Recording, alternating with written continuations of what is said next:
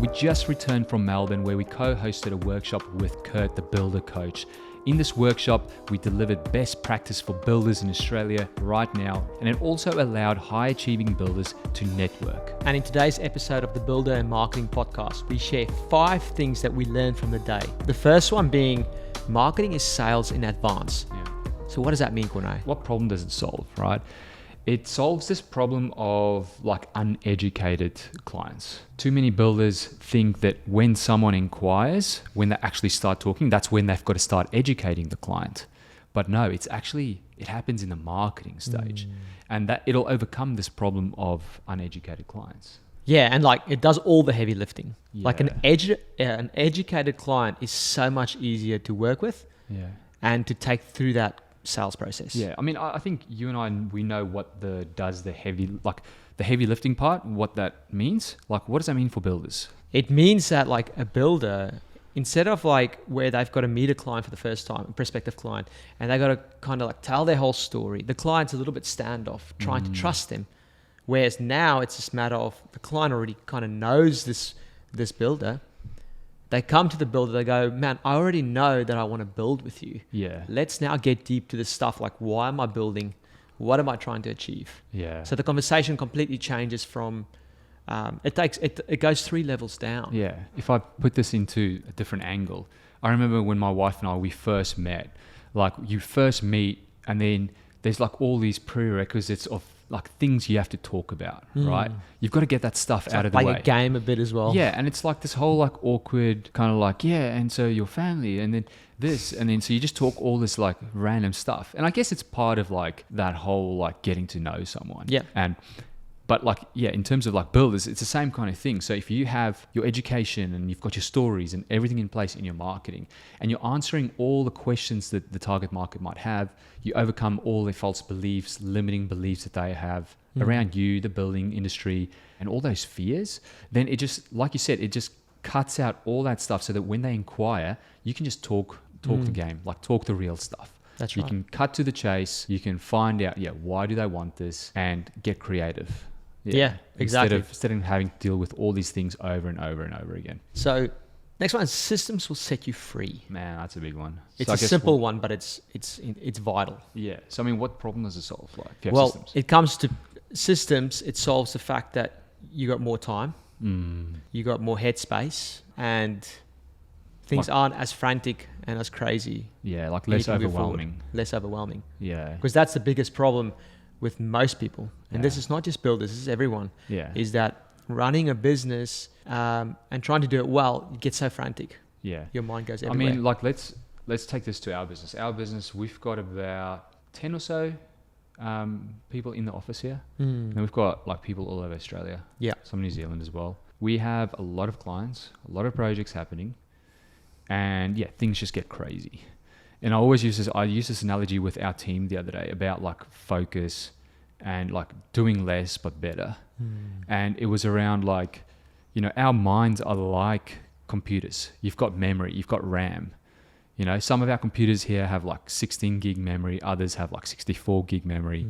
But if you start loading that process, like the computer up with like Premiere Pro, like the editor we use for videos and all that kind of stuff, really quick, all that memory goes, and then the computer goes slower and slower and slower, and you get less productive. And that's the same with like our minds, and it's called mental cognition. If you have too many things that you're focusing on, if you're shifting gears from admin to like finance to like on-site to quoting to marketing, like you just won't get the result. You'll become very inefficient and your system will just load up. Yeah. That's like for builders, I can imagine, planning out the next day, you kind of have these things lined up and cool, it's going to be a productive day.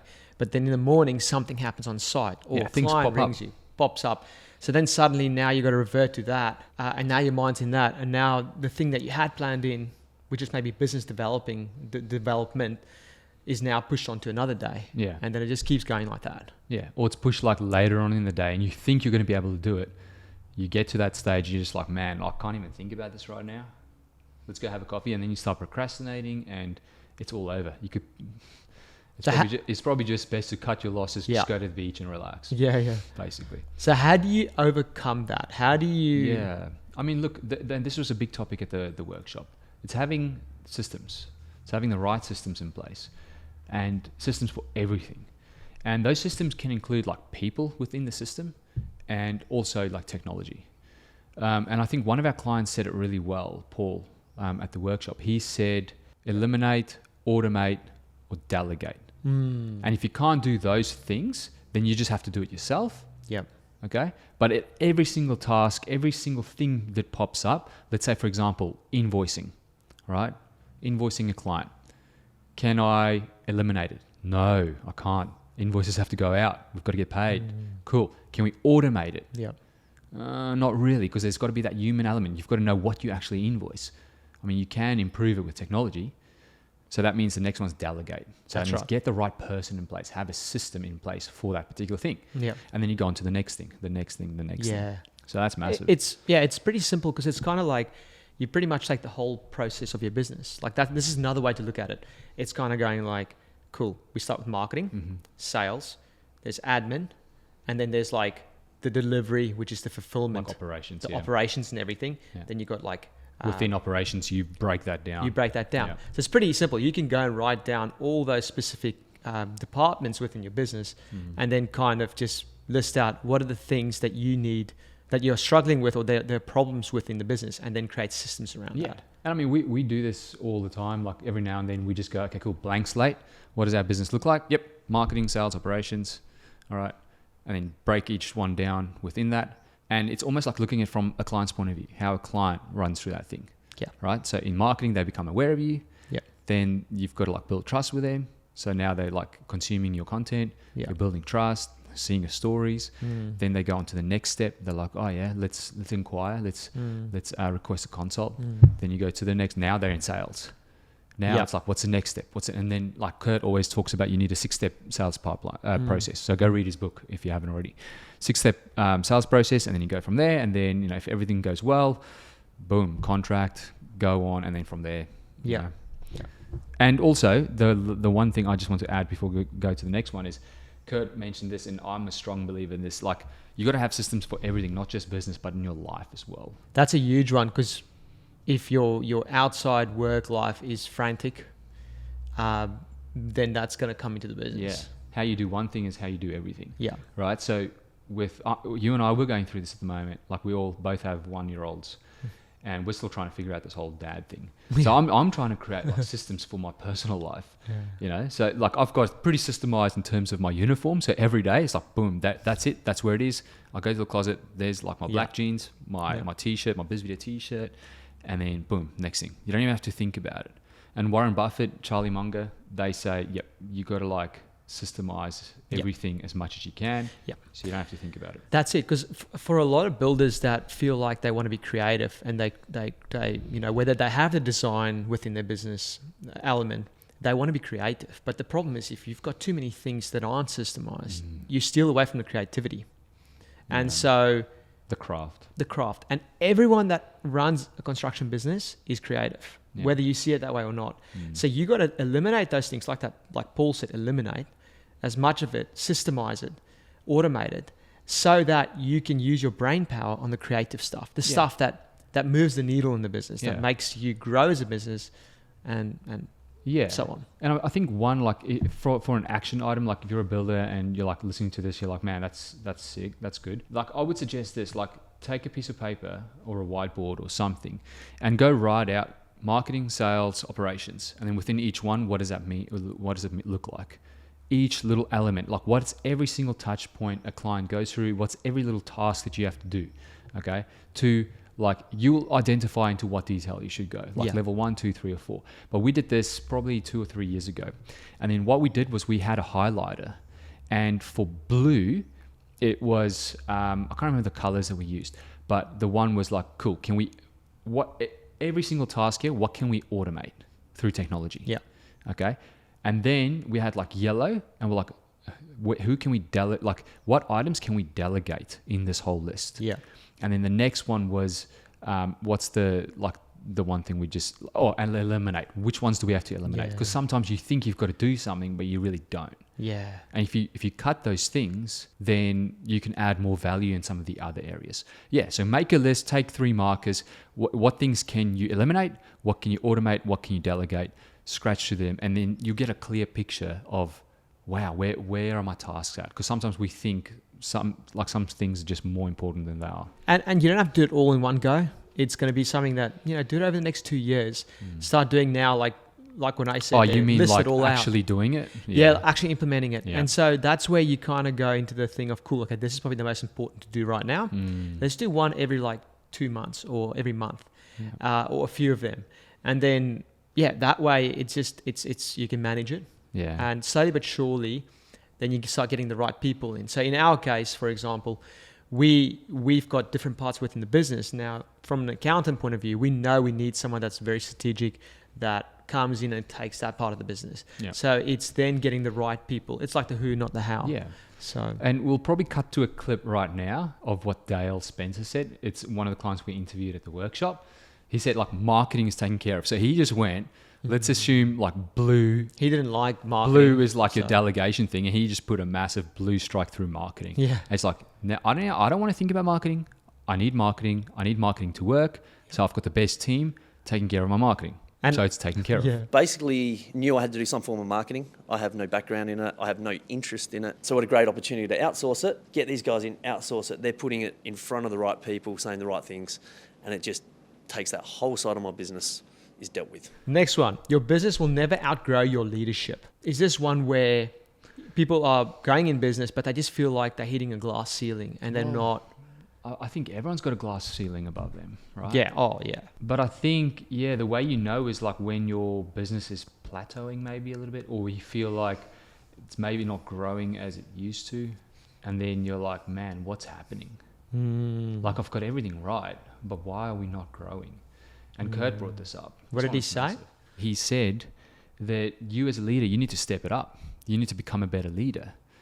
And to me, what that says is like what are the things you don't know, or what are the areas that you need to grow as a leader? Now, we're both leaders. We founded the business in 2011, you and I. So what are the things we're like that's limiting us, eh? Massive. Huge. Yeah. So much. Yeah. And that's what we keep realizing, that as we go along, we're like, oh my word, like there's so much more that we can learn. Yeah. And do better. Again, like what I got from everyone, like there was a lot of chatter when Kurt mentioned this. Some people said like, this is what we do. This is what we do. But I think the common denominator here is attending workshops and so on like that. Creating a really rigid regime of personal development, feeling yourself. Like for me, it's every single day. Like every single day, some sort of personal development. So what type of personal development? Man, I mean, for me, like throughout the years, that have changed quite a bit. Because when we were more in the business, like working on the tools, for example, we would like personally develop ourselves to get better at like storytelling and so on, like the craft. And then as we've progressed to more like a leadership kind of role, that looks different. So, and that's something we're working with like on a few of our team members here that are stepping up as leaders at the moment. Yeah. We had obviously a meeting yesterday with one of our guys stepping more into a management role.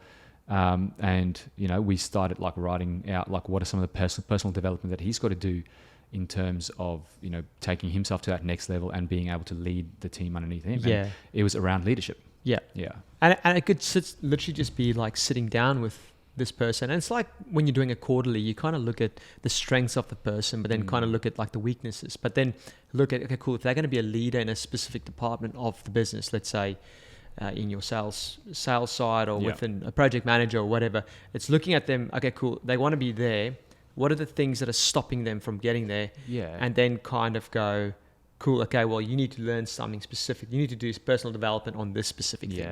And then this one. Yeah, so it's figuring out the goal first. So let's say, for example, for sales, it's pretty, like sales is a pretty easy one to talk about because it's tangible. It's like, cool, we need to get like X amount of new customers every single month, for example. Therefore, we need to do these many like sales meetings every single month, which means we need to do this many like discovery kind of like chats, and builders can do the same kind of thing, right? So you're like, cool, my goal is to build 6 projects a year. That means I need to sign up a new project every 2 months approximately, which means, how many quotes do I need to do? How many prelims do I need to do? How many on-site consults do I need to do? And so on. So you can like break that down. Yeah. So for sales, that's pretty easy. And it's like, that's the goal. Yep.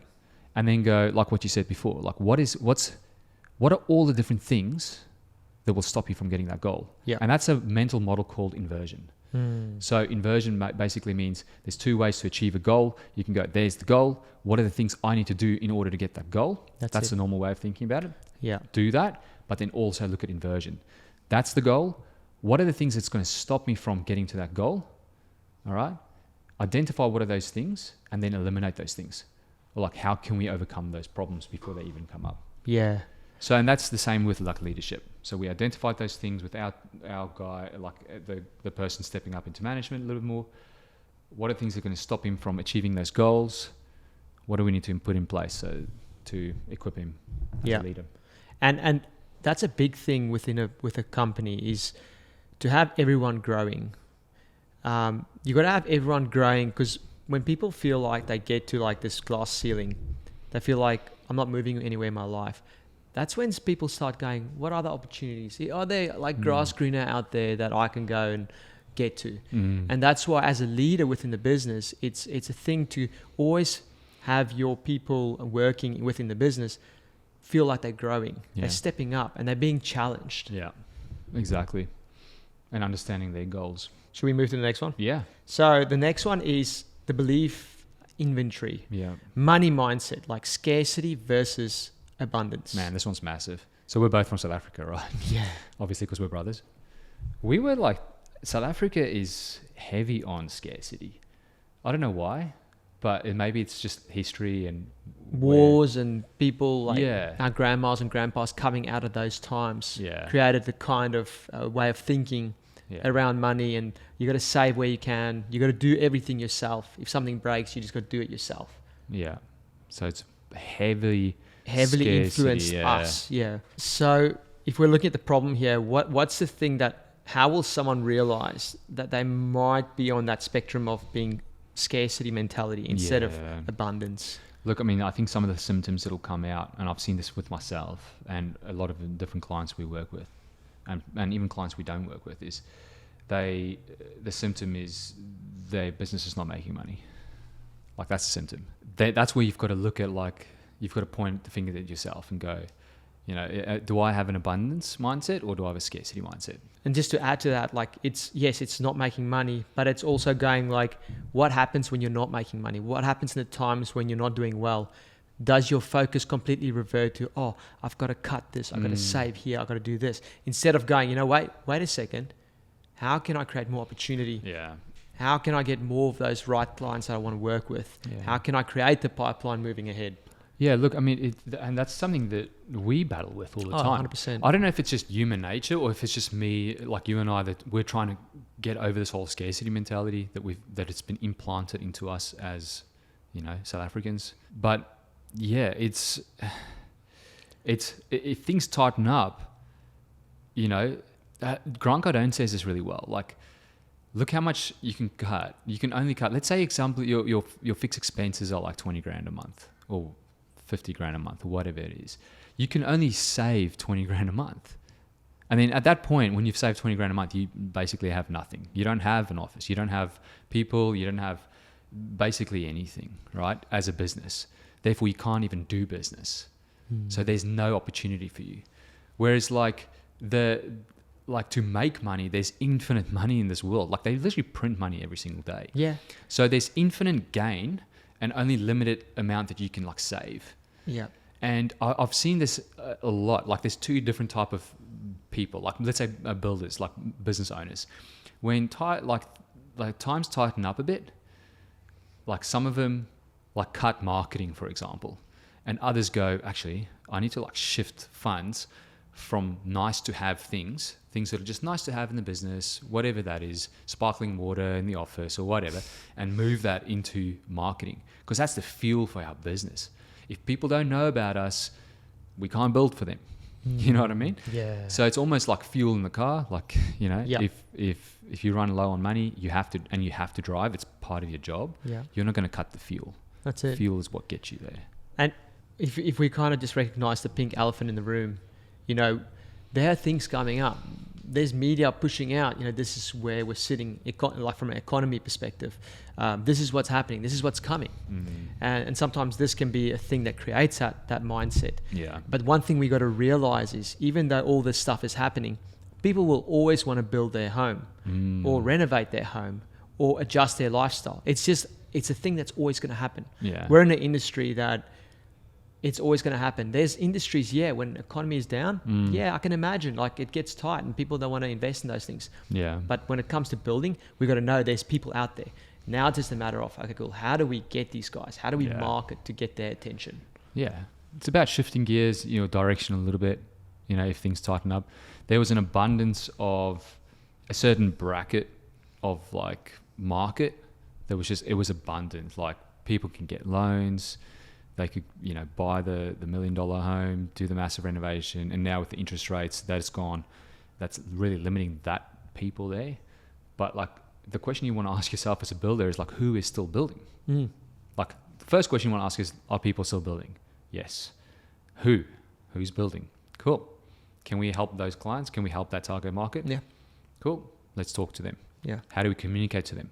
How do we show them that, hey, we're like worthy of building your building? You know, how do we build trust with them? Yeah. But if they don't know about you, Grant Cardone always says, if they don't know about you, they can't flow you. Flow you means cash. They can't flow you cash. Yeah. So yeah, that's a massive one. That's cool. So scarcity and abundance. So yeah, I think this comes back down to personal development again. Like, if you're not putting good stuff into your head every single day, cutting the bad stuff, cut the media out. Media, look at it, it's a business. All right. They sell ads. They sell advertising space. If they don't have people watching their media, they can't sell ads. What's the best way to grab people's attention? Is through negativity. Because people want to know. Conflict, drama, conflict. all that kind of stuff. Yeah. So that's massive. Cut the media and choose the content that goes into your head. Personal development. Get yourself up. Go to workshops. Invest in yourself. Yeah. You and I do this a lot. Good. We've been to like Grant Cardone's like 10X 3 times. Yeah. I've been to his boot camp twice, like 3-day boot camp. We've had a mastermind We were just part last of a year. mastermind for a whole year Yep. with high achieving businesses. Yep. We invested like 54 grand for that thing for the year. You know, so you've got to invest in yourself. Yeah. Let's go to the next one. This is a big one. Price is what you pay. Value is what you get. This one's massive. Warren Buffett said it. Warren Buffett said it. Yeah. And obviously he's done big things in his life. Now, what's the problem? How does this relate to builders? We talk to a lot of builders, especially when they first come to us. They go, I'm only getting people that are like cost conscious, right? And I totally get that. They just want to know price, straight up. How much do you charge per square meter? And then you've got to go, well, every project's different, and you've got to come up with this whole spiel. And there's no right way. Like, it doesn't matter what you do as a builder. Like, if you say your price, you shoot yourself in the foot. If you're trying to go around the whole thing, you shoot yourself in the foot. So it's a bit of a problem. So if you look at like first principle, like thinking, right? So if you don't know what first principle thinking is, just go Google it. We'll do a video on it later. But it's going down like, okay, cool. Why is that happening? Like, the one reason why that is happening is it relates to one of our like previous points in this podcast, and it's around an uneducated client. Yeah. People that are not educated. Because remember, like, all they know is like, I want this home. I don't know what else to ask this builder to get this conversation going. I don't know the price, so let's ask price. Yeah. You know, it's the same with us. Like, we're going through this whole thing at the moment with our office. We want to, you know, renovate the office where we're going to buy it and all that kind of stuff. And we're like, I don't know if it's going to cost 100 grand or $1 million. Like, we don't know. Yeah. So it's something that you're thinking about. Like, you can't, like, clients can't not think about it. And then builders go, man, I'm only attracting these kind of people. So what do they do then? That's a good point. So that's where you've got to go. You've got to prove the value so it outshines the cost. Yeah. Or how would you say it in your words? Well, I think the thing is, like, when that happens, builders automatically think, okay, cool, well, that's the market I'm dealing with. So, yep, cool. It's all about price. Don't worry about anything else. I'm just going to go on price. I'm just going to undercut everyone. And that's just bad for the whole industry. Like, no one likes an undercutter. If you're in a particular industry and people are getting multiple quotes, you know, a lot of our clients say now they're attracting people that they just want that builder, so they're just getting the one quote. But if you're in that circumstances where people have to get multiple quotes, now everyone's like undercutting everyone. And it's just really bad for the industry. It just drives everything down.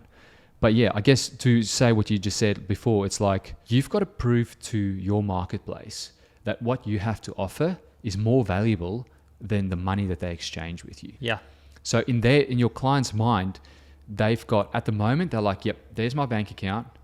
I've got X amount of money in that bank account. Having my dream home where I can build memories with my family or whatever reason why they want to build, that there far outweighs those digital little numbers sitting in a bank account.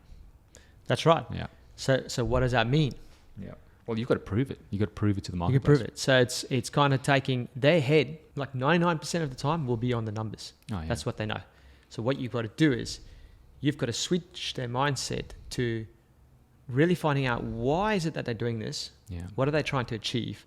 And then kind of go, cool, okay, well, you know, you're trying to create these memories in this house. You're trying to create a home that your family can come together and experience this valuable time together.